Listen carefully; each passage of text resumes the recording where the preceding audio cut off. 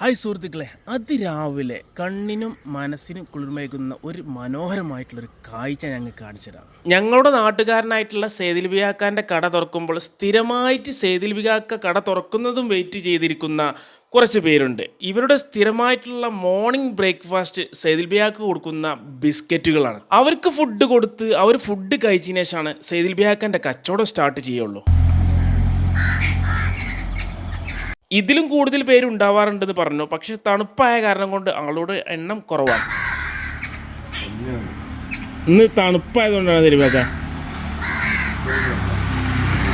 Correct 6:00 സെയ്ദിൽ back കട തുറക്കും.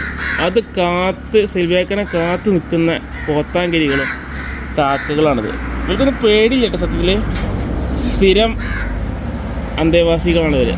ഈ ബിസ്ക്കറ്റ് കൊടുത്തതിന് ശേഷമാണ് സെയ്ദിൽ ബാക്ക് കച്ചവടം തുടങ്ങുള്ളൂ. എന്താ പൂച്ച വന്നു? പൂച്ച ലൈസിൻ്റെ ആളാ?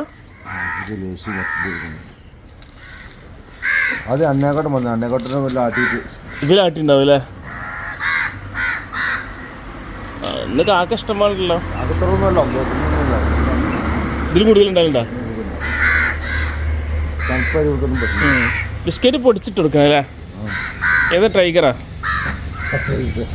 ആ 10 രൂപ പോയാൽ എന്താ അതിൽ കിട്ടുന്ന സന്തോഷം ഉണ്ടല്ലോ.